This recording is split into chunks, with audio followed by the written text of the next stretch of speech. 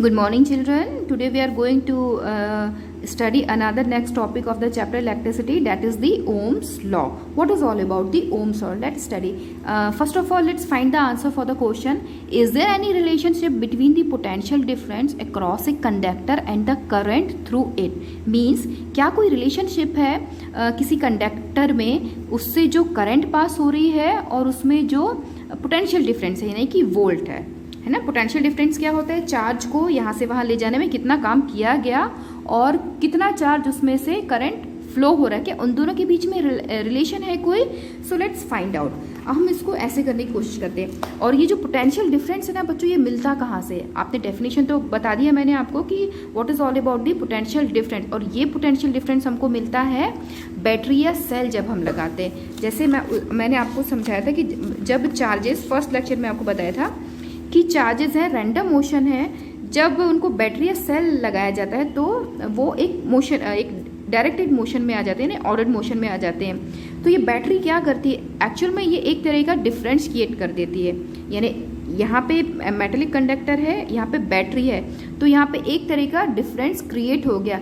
इस वजह से जो चार्ज होते हैं वो मोशन में आ जाते हैं। सो पोटेंशियल डिफरेंस यानी कि जो पोटेंशियल डिफरेंस है वो एक्चुअल में कौन प्रोवाइड करता है? Yes, it been provided by the cell और दी बैटरी। यानी कि ये जो पोटेंशियल डिफरेंस है वो कौन देता है? बैटरी या सेल देता है। वो एक तरीका डिफरेंस कर देता है। हो सकता है यहाँ पे कम चार्जेस हो, यहाँ पे ज़्यादा चार्जेस हो। अब वो खैर रेडॉक्स रिएक्शन की बात है, उतना केमिकल में हमको नहीं पढ़ना है। तो आप बस इतना याद रखें कि पोटेंशियल डिफरेंस हमको बैटरी या सेल प्रोवाइड करती है।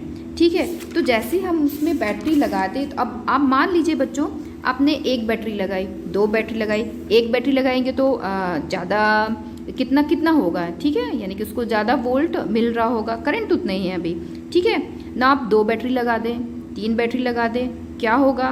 It is just like that कि आप जैसे कि आपके पास टॉर्च है, टॉर्च में आप एक बैटरी लगाओ और दूसरी दो बैटरी लगाओ। सो यहाँ पे हमको एक्टिविटी के थ्रू ये जानना है, जो कि एक्टिविटी आपके बुक में दी है 12.1, आप उसको पढ़ें और समझने की कोशिश करें। सो यहाँ पे रिलेशन ये है बच्चों, अगर मैं आपको समझाऊं कि what is the relation between the current and the potential difference, तो दैट करंट और पोटेंशियल डिफरेंस के बीच में यही क्या होता है? Current is directly proportional to potential difference. Okay, current is directly proportional to potential difference और volt is directly proportional to current, and that is known as the Ohm's law. Okay, and that is known as the Ohm's law. इसी को हम Ohm's law बोलते हैं। मतलब कि current बढ़ेगा तो पोटेंशियल डिफरेंस भी बढ़ेगा, पोटेंशियल डिफरेंस बढ़ेगा तो करंट भी बढ़ेगा, डायरेक्टली प्रोपोर्शनल है। ठीक है, करंट वोल्ट बढ़ रहा है तो करंट भी बढ़ेगा, ऑब्वियस सी बात है। वोल्ट कम हो जाएगा तो करंट भी कम हो जाएगा, because they are directly proportional to each other. अब यहाँ पे क्या करेंगे बच्चों, ये जो प्रोपोर्शनैलिटी का जो सिंबल है उसको रिमूव करने के लिए हम इज इक्वल्स टू का साइन लगाएंगे और प्लस हम के लगाते हैं, बट यहाँ पे हम आर लगा रहे हैं। R is for resistance. तो अब आपने समझा होगा, बैटरी लगाई, ये बैटरी है, ये कंडक्टर था, ये बैटरी था। इस बैटरी ने क्या किया? एक तरह का डिफरेंस क्रिएट कर दिया। डिफरेंस क्रिएट किया तो यानी कि लेवल में डिफरेंस हो गया। आप इस तरीके समझे।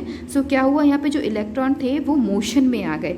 मोशन में आ गए मीन्स, और हम जो इलेक्ट्रॉन जब मोशन में आते हैं उन्हीं को तो करंट बोलते हैं, इलेक्ट्रिक करंट बोलते हैं। सो और यहाँ पे क्या रिलेशन है कि current is directly proportional to volt, and this is known as the Ohm's law. अब हम उसको प्रॉपर डिफाइन करें तो क्या?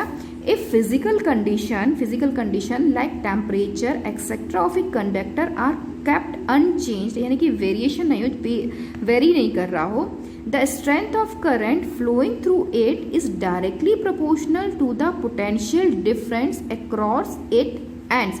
यानी कि अगर ये ए है और ये बी एंड है कंडक्टर का, कुछ भी ले सकते हैं आप कहीं पे भी, तो यहाँ पे अगर हम जो टेम्परेचर और जो अदर फैक्टर हैं टेम्परेचर वगैरह, उसको हम अनचेंज रखें, यानी कि वेरिएबल नहीं हो, वो चेंज नहीं हो रहे हैं। सो उस कंडक्टर में जो पॉइंट ए और बी में जो करंट फ्लो हो रहा होगा वो डायरेक्टली प्रोपोर्शनल होगा पोटेंशियल डिफरेंस के।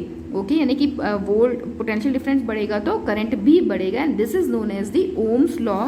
अब यहाँ पे मैंने एक नई बात की कि जो ये है आर है, R is the resistance. Resistance क्या होता है? रेजिस्टेंस अगर आपको लेमैन लैंग्वेज में आपको समझाऊं तो रेजिस्टेंस मीन्स दी ऑब्स्ट्रक्शन या रुकावट।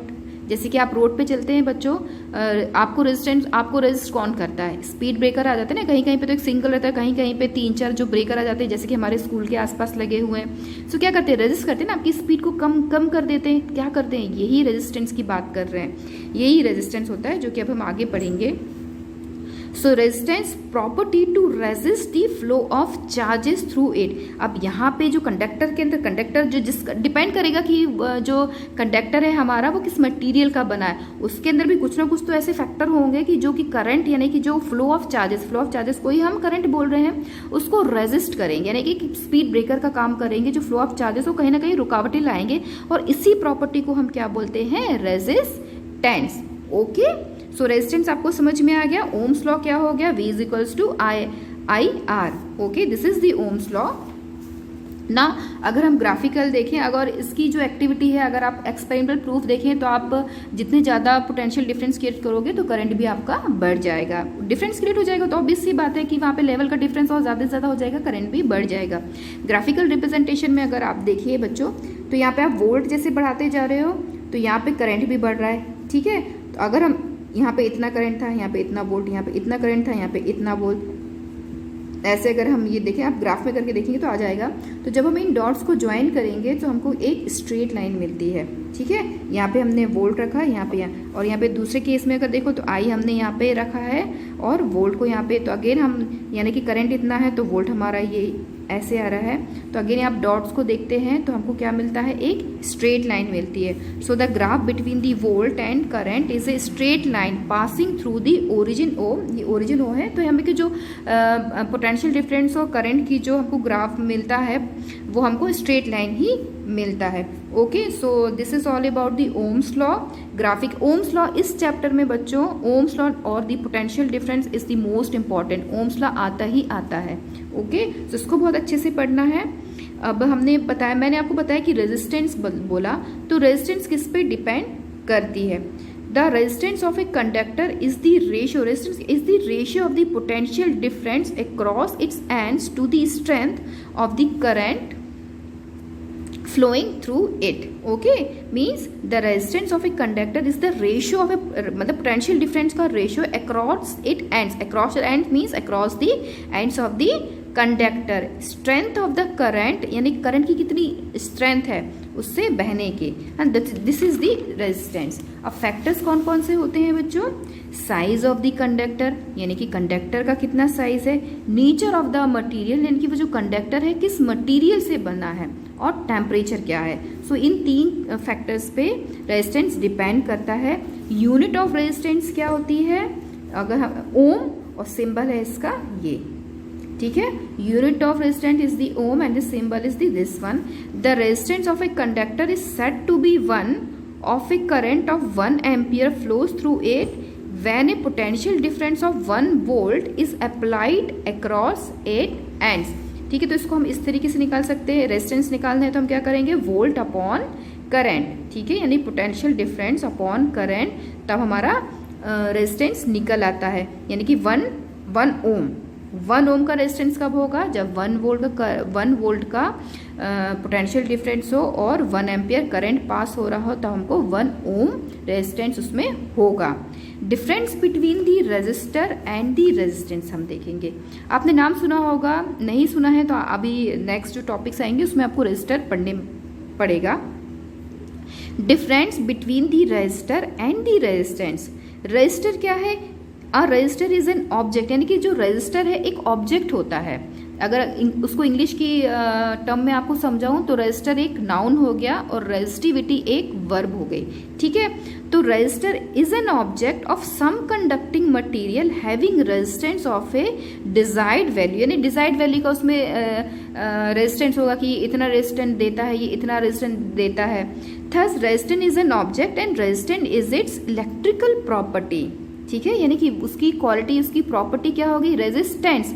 और जो रेजिस्टेंस देता है उसको हम रेजिस्टर बोलते हैं, जो रुकावटें लाता है। ठीक है, तो ये this is all about the resistor and the resistance, and today we have study the most important topic of this chapter, that is the Ohm's law. It's very important. आप इसको बहुत अच्छे से तैयार करें. अगर ये 1 नंबर में आता है, 3 नंबर में आता है, 5 नंबर में आता है, आप सोच रहे होंगे 5 नंबर में आएगा तो कितना लिखेंगे, but you have to write according to the demand of the question paper. Prepare your notes. जब ये 5 नंबर में आए, सो ग्राफ नहीं पूछा है, तब भी आप पेंसिल से ड्रॉ करके बना सकते हैं, एक दो एक्टिविटीज़ के थ्रू लिख सकते हैं, थोड़ा सा पोटेंशियल डिफरेंस के बारे में लिखे.